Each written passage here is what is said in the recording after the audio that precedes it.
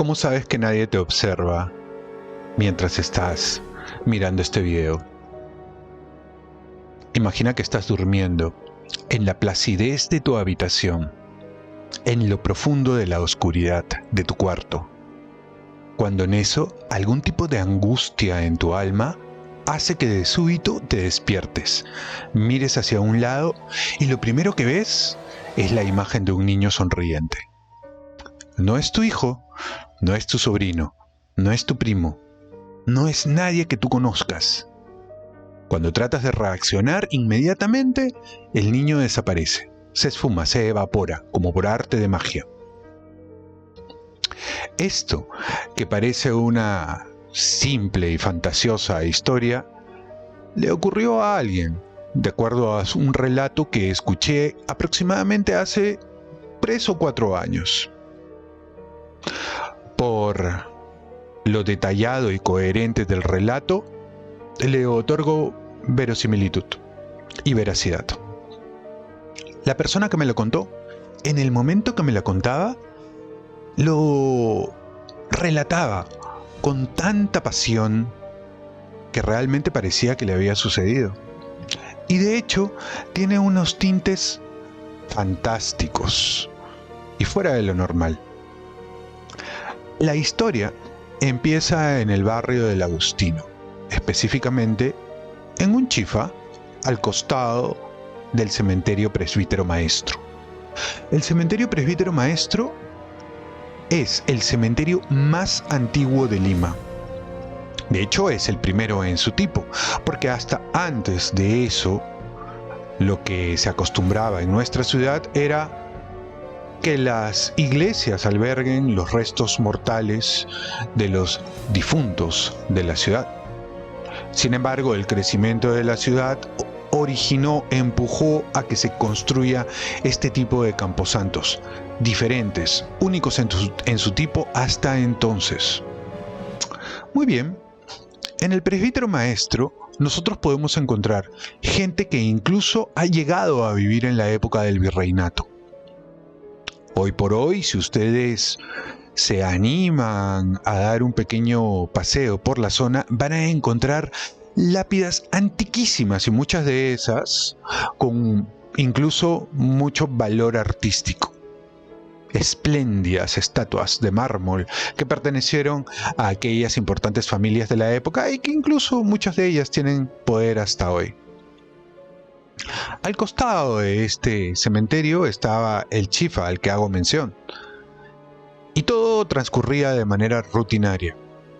Cuando en eso, una serie de hechos inexplicables empezaron a ocurrir.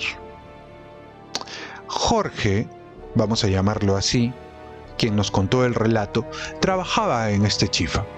Trabajaba como camarero y trabajaba en la cocina. Y algunas cosas empezaron a cambiar.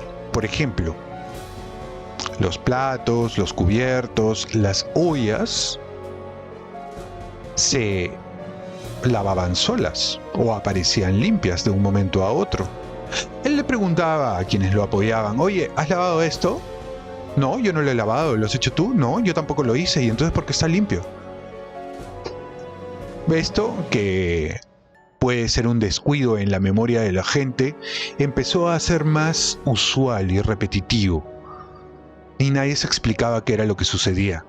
Podía ser una broma de alguno de ellos. Es probable. Sin embargo, empezaron a suceder algunas otras cosas, como por ejemplo, la súbita aparición de un niño en este local a altas horas, cuando el restaurante estaba a punto de cerrar. Jorge fue el primero que lo vio. El niño sonreía, le sonreía a él y se iba. Lo curioso es que no se iba por la puerta, atravesaba las paredes. A Jorge le pareció ver una suerte de visión al inicio. Sin embargo, cuando ya se hizo más repetitivo, supuso que no era solamente una visión. Muy bien. Hasta ese momento era el único que lo había visto. En una oportunidad, una chica que trabajaba con él, también de camarera, vio al niño y ella va a donde Jorge y le dice: oye, ahí hay un niño, de repente es el hijo de una clienta o es alguien de la calle que ha entrado, el niño, ¿quién es? Y Jorge le dice: no es un niño. ¿Cómo no va a ser un niño?, le responde ella, si lo estoy viendo. Bueno, acércate y pregúntale, le dice él con seguridad, desafiándola. La chica se acerca de la manera más natural, común y corriente y le dice: oye, niño, ¿qué pasó? ¿Dónde está tu mamá? ¿Cómo te llamas? ¿Qué haces tú aquí? Ya es muy tarde, deberías irte a tu casa.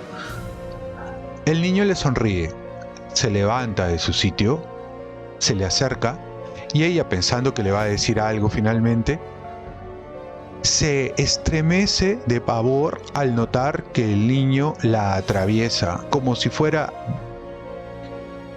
qué sé yo, como si ella fuera simplemente transparente. Ella no lo puede creer y en esa súbita desesperación se descompensa y estuvo a punto de desmayarse. Él se le acerca para ayudarla y le dice: ¿ves lo que te dije? Las apariciones del niño se volvieron rutinarias. No solamente paraba por el comedor, sino también paraba por la cocina.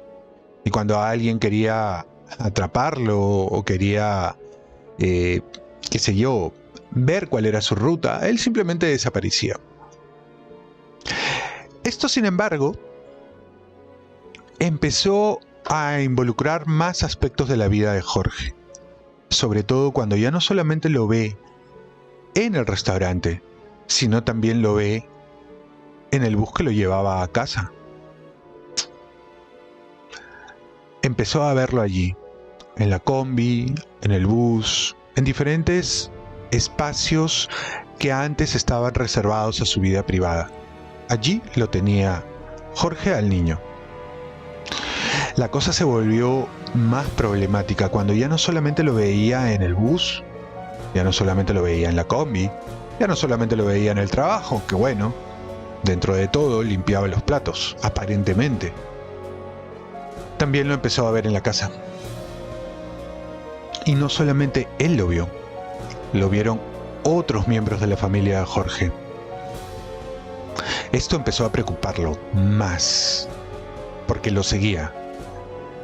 Y la gota que rebalsó el vaso fue cuando precisamente en la penumbra tranquila de su dormitorio aparece el sonriente y enigmático rostro del niño, del Chifa, ubicado al costado del cementerio Presbítero Maestro.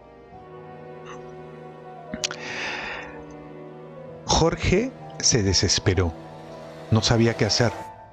Intentó contactarse con él, es decir, preguntarle qué era lo que quería, por qué lo buscaba, por qué a él, qué quería de él. El niño no respondía, sonreía y se desvanecía. Jorge, que no era muy religioso, decidió llamar a un sacerdote para que bendijera la casa. El sacerdote no llegó a ver nada de acuerdo a su descripción. Sin embargo, el fenómeno ocurrió una y otra vez. El niño no desaparecía. Ni desaparecía del trabajo, ni desaparecía del bus, ni desaparecía de la casa. Y no era una visión, porque ya lo había visto otra gente, a quienes afortunadamente el niño no seguía. Era con Jorge. Algo pasaba con Jorge. El niño quería comunicarse con él. Si era un niño realmente, porque por lo menos esa era la forma, pero no sabemos más. Jorge recurrió entonces a curanderos, brujos, espiritistas, mediums, a toda aquella parafernalia de gente acostumbrada a trabajar con el más allá. Y nada funcionaba. Jorge se desesperó y empezó a putearlo. Le empezó a hablar en procacidades, a insultarlo, a maldecirlo, a hacer y recurrir a todo tipo de palabras, adjetivos que denosten al niño. En algún momento, en determinado momento, el niño se fue, desapareció. Dejó de visitarlo, tanto en su casa como en la combi, como en el restaurante. Sin embargo, nunca se cierra la pregunta, nunca se obtiene una respuesta. ¿Por qué a él? ¿Quién era el niño? ¿De dónde había aparecido? Hay que recordar que en el cementerio Presbítero Maestro hay un cuartel, un espacio especial dedicado a niños que no llegaron a nacer, ya sea niños de abortos espontáneos o niños que murieron muy pequeñitos, 1 año, 2 años, 3 añitos, muy chiquitos. ¿Sería este pequeño uno de esos niños aparecidos ahí? No lo sabemos, no hay manera de saberlo. Esta historia la escuché hace 4 años. ¿A Jorge le habrá ocurrido de nuevo con este niño? ¿O le habrá ocurrido con algo distinto? Esa historia sí que no la sé. Y no la puedo compartir porque no la tengo. Así que, ¿a ustedes les ha sucedido algo parecido? ¿Les ha ocurrido algo similar? ¿Lo han escuchado? Yo he escuchado de historias en donde hay un ente que te empieza a seguir por todos lados. En este caso, Jorge no lo buscó, pero hay gente que sí lo busca. Y de eso les hablaré en otro video. Conmigo, hasta la próxima, chicos. Paz y bien, cuídense.